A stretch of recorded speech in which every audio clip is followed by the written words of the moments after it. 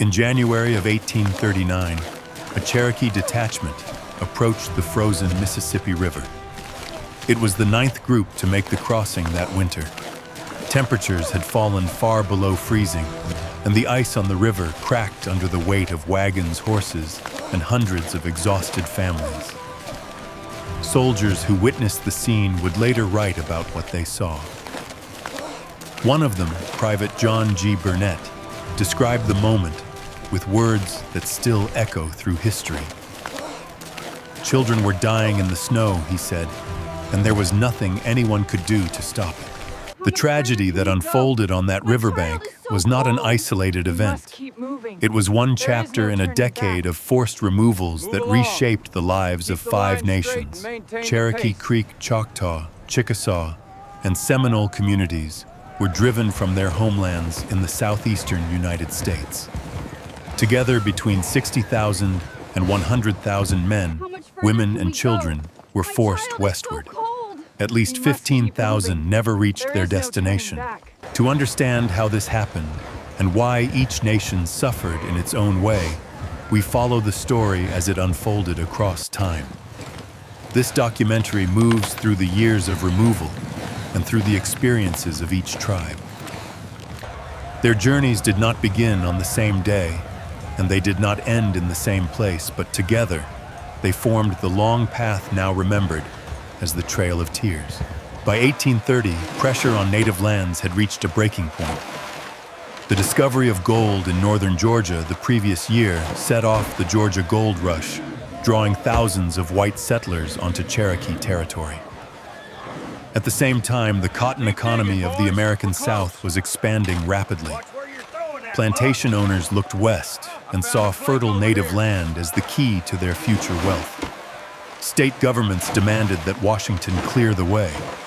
President Andrew Jackson embraced this vision. On May 28, 1830, he signed the Indian Removal Act, a law that gave the federal government authority to negotiate the relocation of native nations to lands west of the Mississippi River. The act passed by a narrow margin, revealing deep divisions within the country. In the House of Representatives, it succeeded by only 5 votes, with a final count of 102 to 97. In the Senate, it passed 28 to 19. Jackson defended the policy with confident rhetoric. He promised that removal would protect native nations from the encroachment of states and allow them, in his own words, to be free to pursue happiness in their own way. But the reality beneath the language was different. The act opened the door for forced removals and military intervention. Treaties signed under pressure, land seizures, and escalating conflicts would follow in rapid succession.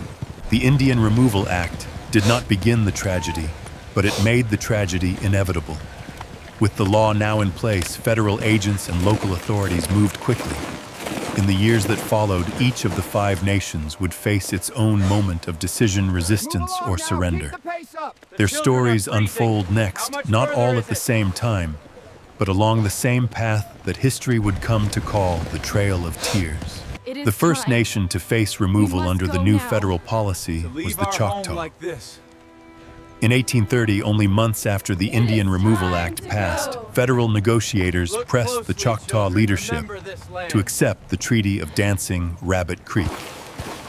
It was one of the largest land cessions in American history.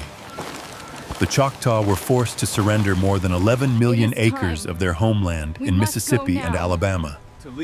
In return, they were promised land in the West, along with government support for their relocation.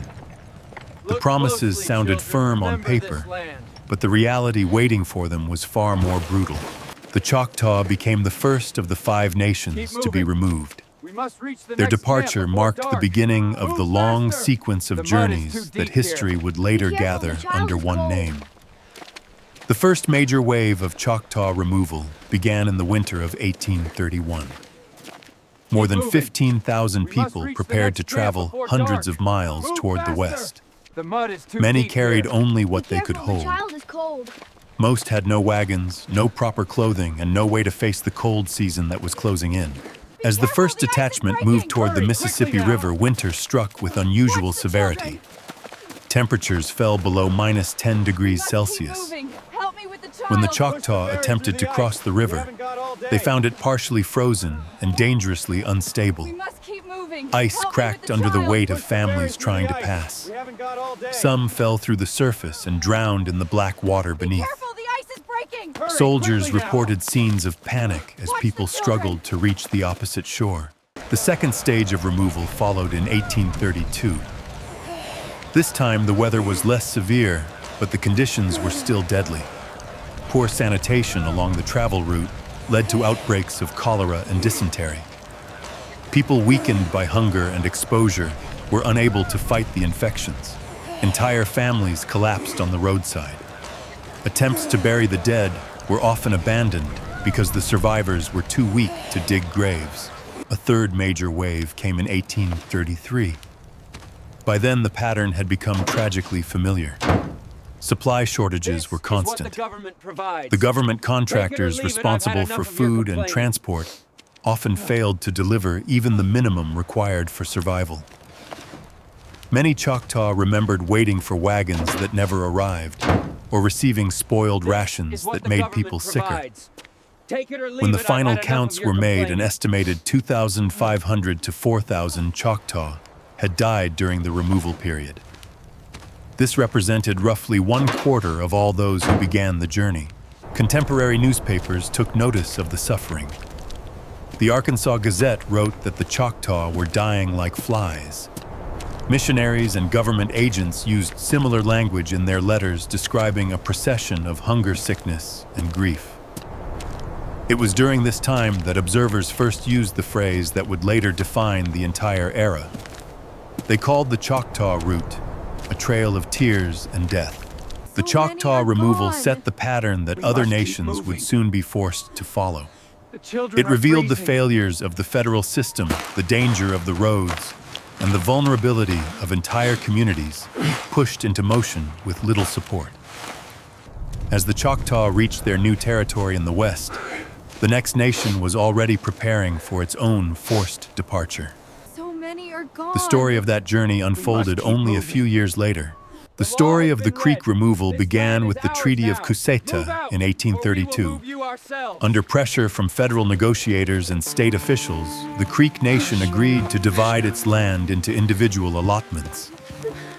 Each Creek household received a parcel on paper, and the rest of the vast Creek territory was opened to white settlement. The policy was presented as a path to security, but it had the opposite effect. White speculators, squatters, and bands of armed settlers quickly moved into the region. Many Creek families were forced off their own allotments within weeks. Their agreements were ignored, titles were forged or stolen, and violence spread across their homeland. By 1834, Creek society was collapsing under the combined pressure of fraud, intimidation, and state-backed land seizures. That same year, the first large-scale removal of the Creek people began. Federal troops rounded up Creek families and organized them into detachments for transport westward. Many were restrained with chains to prevent escape. Witnesses recorded scenes of entire groups walking with iron shackles around their wrists or necks. According to military records, 14,609 Creek were removed during this initial stage. Along the travel routes, the suffering grew worse. Criminal gangs operated near the convoys and targeted the Creek for kidnapping. Men, women, and children were captured and sold into slavery in the Deep South. Numerous letters from U.S. agents describe Creek families searching for relatives who vanished during the march. By 1836, the situation erupted into open conflict. The Creek War of that year was fueled by years of dispossession and the rising desperation of a displaced people. Skirmishes and raids spread through Alabama and Georgia. Federal forces responded with overwhelming strength. By the end of the campaign, approximately 1,600 Creek had been killed, and the survivors faced only one outcome. 15,000 more were forced from Alabama and marched toward what would later become Oklahoma. Reports compiled after the removal painted a devastating picture. One government document concluded that 1/3 of the Creek population had disappeared during the process. Death, displacement, and enslavement had torn apart a nation that had once thrived along the rivers of the Southeast. As the Creek reached the Indian Territory, exhausted and fragmented, the pattern of destruction that began with the Choctaw was repeating itself with even greater cruelty. And while the Creek losses were still unfolding, another nation was preparing to leave its homeland under very different circumstances. The next removal would not begin with surrender. It would begin with resistance. The Chickasaw faced the same pressure as their neighbors, but their path into the era of removal unfolded differently. In 1832, they signed the Treaty of Pontotoc Creek, an agreement that surrendered their remaining lands in northern Mississippi. Unlike the Creek or the Choctaw, the Chickasaw chose this route not because they believed it was just, but because they hoped it would spare their people from bloodshed. Tribal leaders recognized that resistance would bring overwhelming force, and they sought to avoid the violence that had already devastated other native nations. The treaty included a promise from the United States government. In exchange for Chickasaw homelands, the government pledged to compensate the tribe with $530,000. It was meant to cover the cost of relocation and allow families to rebuild their lives in the West. Yet the payment that was supposed to arrive within months was delayed for decades. Much of the promised money would not be delivered until more than 30 years later. During removal, the Chickasaw received almost none of the financial support they had been assured. The official relocation began in 1837. Chickasaw detachments traveled by land and river, moving through regions already scarred by previous removals. The journey was more organized than those of other nations because the Chickasaw handled many of the arrangements themselves. They purchased supplies, hired wagons, and tried to maintain order along the route. Even so, the hardships of the trail could not be avoided. As the Chickasaw approached the Red River, heavy rains and unstable currents turned the crossing into one of the most dangerous points of the journey. Contemporary accounts describe families struggling to keep children warm and dry as they waited for overloaded ferries. Many children did not survive the crossing. Sickness spread quickly in the camps along the riverbanks, and graves were dug in the soft earth before the people moved on. By the end of the removal, an estimated 500 to 800 Chickasaw had died. Although the Chickasaw migration was considered the most orderly of the five nations, it brought lasting losses. Families arrived in the Indian Territory with fewer resources than expected, and the delayed payments from Washington left the community struggling to rebuild. Their attempt to avoid violence had spared them from war, but not from the suffering of the trail. Ahead lay another story, one defined not by negotiation or acceptance, but by resistance in one of the most unforgiving landscapes in America. Among the five nations, the Seminole were the only people who chose full resistance rather than departure. When federal agents arrived with demands for removal, Seminole leaders rejected every proposal. They refused to abandon their homeland in the Florida Peninsula, a land of rivers, sawgrass, cypress forests, and deep swamps that outsiders feared. Their most influential war leader during this period was Osceola, a young man known for his resolve, charisma, and fierce opposition to removal. Under his influence, many Seminole warriors prepared for combat rather than relocation. They knew that if war came, the Everglades would become their strongest ally. Violence broke out on December 28, 1835. On that morning, a column of 110 U.S. soldiers marched south from Fort King, unaware of the ambush waiting for them. Seminole warriors had positioned themselves along the pine scrub and palmetto thickets that lined the trail. When the soldiers entered the kill zone, the Seminole opened fire from hidden positions. In a matter of minutes, the column collapsed. Only 2 soldiers survived the attack. The event became known as the Dade Massacre, and it marked the beginning of the Second Seminole War. What followed was one of the longest and most costly conflicts in the history of early America. Seminole tactics were designed around the landscape. They avoided traditional open battles and instead used ambushes, hit-and-run attacks, and the natural cover of the swamps. Federal troops found themselves fighting an enemy they could rarely see. During patrols, soldiers marched in waist-deep water surrounded by heavy vegetation that blocked visibility in every direction. The heat and humidity crippled the men and their equipment. Mosquitoes were constant. Malaria and other mosquito-borne diseases infected entire units, often causing more casualties than battle. One of the most significant engagements occurred at Lake Okeechobee in 1837. American forces under Colonel Zachary Taylor attempted to crush the Seminole resistance by cutting off their retreat. The battle that followed was chaotic and brutal. The Seminole had built defensive positions among the thick sawgrass near the lake. When the soldiers advanced, they were slowed by mud-tangled vegetation and hidden trenches. Casualties mounted rapidly.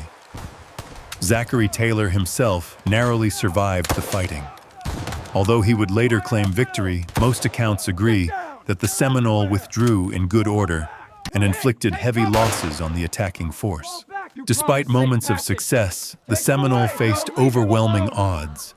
In 1837, Osceola was captured under a flag of truce when he arrived to negotiate peace.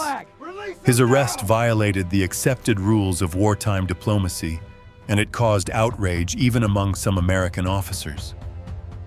Osceola was transported to Fort Moultrie in South Carolina, where he died in 1838 from illness. His imprisonment and death removed a central figure of the resistance, but the fighting continued for years without him. By 1842, after 7 years of conflict, the war reached its end. The United States had spent more than $40 million on the campaign, making it the most expensive military effort undertaken by the government before the Civil War. The financial cost was matched by the human cost. The Army lost more than 1,500 soldiers to combat and disease. For the Seminole, the devastation was even greater. Approximately 4,000 were captured or forced into removal and transported west to the Indian Territory. Families were separated and held in makeshift camps before being shipped west by river and sea, yet complete defeat never came. A small group of Seminole, estimated at about 300 people, escaped deep into the Everglades. They avoided capture by retreating into the most inaccessible parts of the swamps, where the Army could not follow. Their descendants would form the core of the modern Seminole tribe of Florida. Their survival ensured that despite the campaign to remove them, the Seminole presence in Florida would never be erased. The Seminole War left Florida transformed and left the nation with a reminder of the limits of military power. As the fighting quieted in the swamps, another removal was already unfolding far to the north. It would become the most devastating of all, not through open war, but through the cold, the hunger, and the long miles walked by a nation in exile. The removal of the Cherokee Nation became the most tragic and widely remembered chapter in the entire history of the Trail of Tears. This is not the will of the Council. By the mid-1830s, the Cherokee were among the most organized native nations in the Southeast. They had a written constitution, a bilingual newspaper, and established schools. They also possessed millions of acres of fertile land that the state of Georgia wanted. Under mounting pressure, a small group of Cherokee men entered negotiations with the United States. Their decision would divide the nation forever. In December 1835, the Treaty of New Echota was signed. Only about 20 Cherokee representatives supported it, none of whom belonged to the elected Cherokee leadership. Yet the treaty ceded all Cherokee land east of the Mississippi River. It bound an entire nation of about 16,000 people to leave their homeland. The majority of the Cherokee considered the treaty illegal. They viewed the signers as men who had no authority to speak for the nation. Many called them traitors, Despite the protests, the United States Senate ratified the treaty by a margin of a single vote. The Cherokee had already tested their rights in the courts. In 1832, the Supreme Court ruled in Worcester versus Georgia that the Cherokee Nation was a sovereign political community. The decision stated that the laws of Georgia held no authority on Cherokee land. It was a legal victory that should have protected the tribe from state encroachment. However, President Andrew Jackson refused to enforce the ruling. His administration continued to support removal as federal policy. For the Cherokee, the path of negotiation and the path of legal resistance had both been exhausted. In May 1838, the removal began. General Winfield Scott, one of the most respected military commanders of the era, arrived in Cherokee territory with 7,000 soldiers. His orders were clear. He was to gather all Cherokee and prepare them for relocation. Soldiers surrounded Cherokee homes in the early morning hours. Families were given only minutes to gather their belongings. Many were forced out at gunpoint. Over the following weeks, 16,000 Cherokee were held in 31 temporary stockades. Conditions inside the camps were devastating. Crowded quarters, poor sanitation, and contaminated water led to outbreaks of cholera, dysentery, and measles. Hundreds died before the march even started. As summer turned to autumn, the Cherokee removal shifted into its final phase. The nation organized itself into 13 detachments. These groups would follow overland routes that stretched through Tennessee, Kentucky, Illinois, and Missouri before reaching the Indian Territory. Several leaders played prominent roles during the march, including Chief John Ross and Peter Hildebrand. Their responsibility was to manage supplies, maintain order, and keep the people moving across hundreds of miles in some of the harshest conditions imaginable. The journey that followed covered more than 1,200 kilometers. Roads became mud during rain and dust during drought. Many Cherokee walked barefoot after their shoes wore out. Supply shortages were constant. Government contractors failed to deliver adequate food, and the rations that did arrive were often spoiled or too little to sustain the people. Elderly Cherokee struggled to keep up. Mothers carried sick children for miles at a time. Witnesses described long lines of people moving in silence, saving their strength for the next step. One of the most terrifying moments came in late November 1838. On November 26th, several detachments reached the Mississippi River and found it freezing over. The river was filled with ice flows that made ferry crossings dangerous. Temperatures plunged. Families huddled on the riverbank, exposed to the wind as they waited for a chance to cross. Many died of cold during the night. Soldiers later wrote about carrying the bodies of children who froze to death while their families waited for transport to the western shore. The suffering continued throughout the winter of 1838 and into the early months of 1839. Some detachments traveled through snow and sleet for days at a time. Others waded through icy streams that soaked their clothing and left them vulnerable to pneumonia. Diseases spread rapidly through the camps where the Cherokee stopped to rest. The weakened and the elderly died in greater numbers with each passing week. By the time the last detachments arrived in the Indian Territory in March 1839, the toll was immense. Approximately 4,000 Cherokee had died, nearly 1/4 of their entire population. Children accounted for a large share of the dead. The nation had survived, but its losses were profound. In later years, Cherokee leaders wrote about the sorrow of the trail.